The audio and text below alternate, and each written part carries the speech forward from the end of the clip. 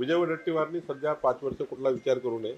5 वर्षांनी चांगलं काम करावं, जनतेमध्ये जावं, काँग्रेसला पुन्हा उभारी द्यावी.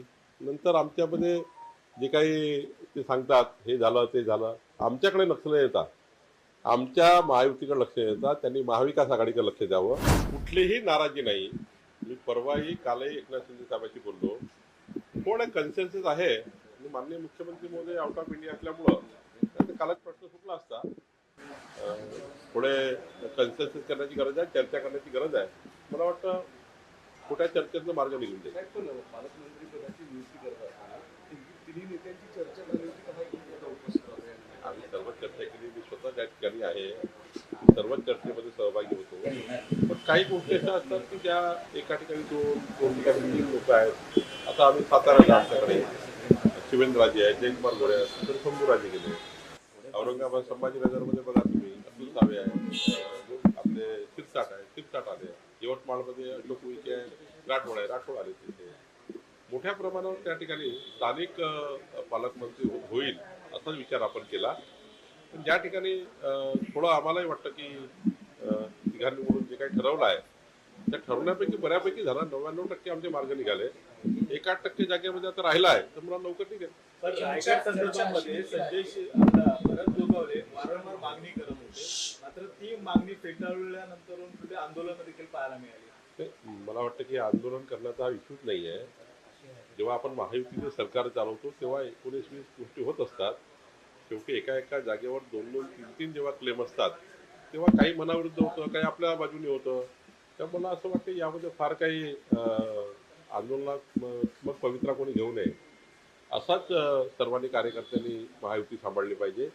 महायुती सांभाळणे ही प्रत्येक पक्षाची जबाबदारी आहे आणि त्यामुळं आता मुख्यमंत्री आल्यावर योग्य मार्ग निघेल आणि फार काही मोठा मार्ग हे नाही आहे, लवकर मार्ग निघेल.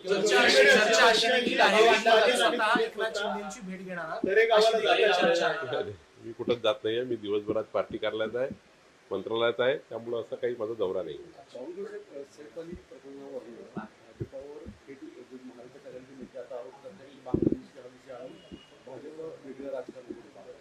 राजकारण त्यांनाच करायचं आहे. शेवटी पोलिसांनी अत्यंत स्पष्टपणे गुन्ह्याची भूमिका मांडली आहे, पार्श्वभूमी मांडली आहे. विरोधकांना नेहमीच अशी वाईट सवय आहे महाराष्ट्र अशांत करण्याची. त्यामुळं जो गुन्हा आहे आणि ज्या गुन्ह्याची वस्तुस्थिती आहे ती आपल्या सर्वांसमोर आली आहे. आता विरोधकांनी सुद्धा अशा गुन्ह्याचं राजकारण करू नये. या गुन्ह्यामध्ये लवकर तपास व्हावा आणि आरोपीला शिक्षा व्हावी अशी भूमिका घेतली पाहिजे.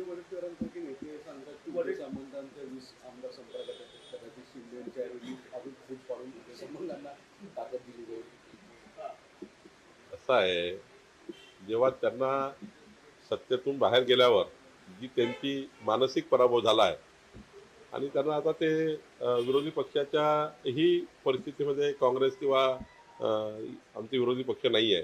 त्यामुळे त्या मानसिकतेतनं ते आता बाहेर निघालं नाही आहे. एखाद्या घटनेवरनं त्यांनी अशा पद्धतीच्या मानसिकता तयार करणे किंवा असं बोलणे काही योग्य नाही आहे. आमची महायुती भक्कम आहे, प्रचंड मोठं बहुमत आहे. आमचे निर्णय योग्य पद्धतीने करण्याकरता आम्ही थांबून करतो आहे. शेवटी कोणताही निर्णय घाईघाईत करणे योग्य नाही. महायुतीमध्ये 3-3 पक्ष 4-4 पक्षाची भूमिका आम्हाला विचारात घ्यावी लागतं. त्यामुळे थोडे विचार होतात, थोडं लेट होतो, थोडं थांबावं लागतं. मला वाटतं आम्ही योग्य पद्धतीने करतो आहे. विजय वडेट्टीवारांनी सध्या 5 वर्ष कुठला विचार करू नये. 5 वर्षांनी चांगलं काम करावं, जनतेमध्ये जावं, काँग्रेसला पुन्हा उभारी द्यावी. नंतर आमच्यामध्ये जे काही ते सांगतात हे झालं ते झालं, आमच्याकडे लक्ष न येता आमच्या महायुतीकडे लक्ष देतात. त्यांनी महाविकास आघाडीकडे लक्ष द्यावं. आमच्या पक्षाकडे लक्ष देतात त्यांनी काँग्रेस पक्षाकडे लक्ष द्यावं, जेणेकरून थोडा काँग्रेसला उभारी मिळेल. जर योग्य पद्धतीने काँग्रेसच्या नेत्यांनी काँग्रेसकडे लक्ष दिलं तर प्रत्येक गोष्टीमध्ये मुख्यमंत्र्यांवरती दबाव आणला जातो. मंत्रिमंडळ विस्तार असेल किंवा पालकमंत्री पदाच्या विषयावरती असेल दबाव आणला जातो असं त्यांचं. चर्चा करणे म्हणजे दबाव नसतो. शेवटी महायुतीच्या प्रत्येक नेत्यांना माननीय मुख्यमंत्र्यांशी चर्चा करण्याची मुभा अधिकार आहेत, कारण महायुती आहे. त्यामुळे चर्चा ती जे काही निर्णय होतात ते निर्णय होतात. पण मुख्यमंत्र्यांशी बोलणे म्हणजे काही दबाव आणले नाही. 25 तारखेला सर्व पक्षांकडून आता आंदोलन आहे ते मुंबईत होताना पाहायला मिळालं. संतोष देशमुख प्रकरणामध्ये आज शरद पवारांच्या भेटीसाठी उद्धव ठाकरे दाखल केले. जेव्हा जेव्हा देवेंद्र फडणवीस सरकार महाराष्ट्रात आलं तेव्हा तेव्हा महाराष्ट्राला अशांत करण्याचा प्रयत्न विरोधकाकडून झाला, नेहमीच झाला. म्हणजे तुम्ही देवेंद्र फडणवीस साहेबांचे 14 ते 19 घ्या, म्हणजे महाराष्ट्राचं सरकार अस्थिर करण्याचा नेहमीच प्रयत्न केला आहे. आताही आमची भूमिका स्पष्ट आहे की परभणी आणि बीडच्या प्रकरणामध्ये माननीय देवेंद्रजींनी 3 बैठक घेतल्या, परभणीच्या संपूर्ण शिष्टमंडळाशी चर्चा केली, त्यांच्या मागण्या मान्य करण्याकरता भूमिका घेतल्या. आता मागण्या मान्य करण्याची बैठक आणि मोर्चा काढण्याची बैठक 24 तास आहे. 24 तास असा कसा निर्णय होतो की एकदा शिष्टमंडळ येतं, देवेंद्रजींशी बोलतं, त्यामध्ये मार्ग निघतात आणि दुसऱ्या दिवशी पुन्हा लॉंग मार्चचा निर्णय होतो.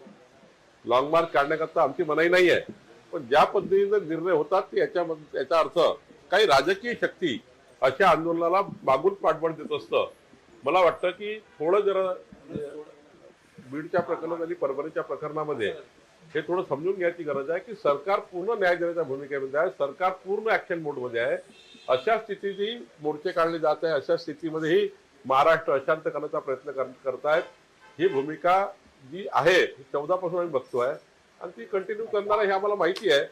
पण आम्ही यातून पुरून उडू आणि आमचं सरकार हे बीडच्या प्रकरणात आणि परभणीच्या प्रकरणामध्ये योग्य पद्धतीचं शासन करेल, योग्य पद्धतीने आरोपीला त्या ठिकाणी जेरबंद करेल आणि योग्य पद्धतीने आरोपीला अंतिम शिक्षा होतपर्यंत महाराष्ट्र सरकार काम करेल.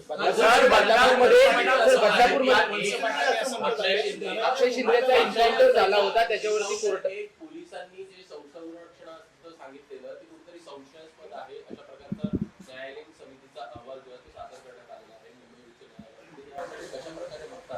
नाही, मला त्या अहवाल काही मी वाचला नाही आहे, त्यामुळे या अहवालावर टिप्पणी करणे मी आत्ता योग्य तरी वाटत नाही. कारण न्यायालयाचा कुठला अहवाल आहे, कुठल्या जो समितीने अहवाल दिला आहे तो मला जर एकदा बघावं लागेल, मगच बोलावं लागेल. दिलं नाही असं देखील विरोधकांकडून म्हटलं जातं. कुणाला?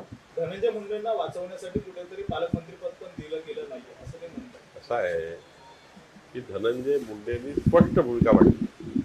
धनंजय मुंडेंनी सांगितलं आहे की जोपर्यंत बीडची जी काही परिस्थिती निर्माण झाली आहे त्या परिस्थितीवर संपूर्ण समाजाचं मन आणि जो गुन्हा झाला आहे त्या गुन्ह्यामध्ये आरोप प्रत्यारोपामध्ये जे लोक त्या ठिकाणी करतायत त्याऐवजी मी दूर राहतो आणि दूर राहिलेलं बरं. त्यामुळे मला वाटतं अजितदादांनी योग्य निर्णय घेतला आहे. अजितदादा तिथले पालकमंत्री झाले आहेत. ज्या दिवशी हा सर्व संशय कल्लोळ थांबेल, ज्या दिवशी लोकांचे मन साफ होतील त्या दिवशी अजितदादा काही निर्णय करतील. पण मला वाटतं धनंजय मुंडेंनी घेतलेली भूमिका योग्य आहे आणि सरकारने घेतलेली भूमिका योग्य आहे, अजितदादांनी घेतलेली भूमिका योग्य आहे आणि माननीय मुख्यमंत्र्यांनी पालकमंत्र्याबद्दल घेतलेली भूमिका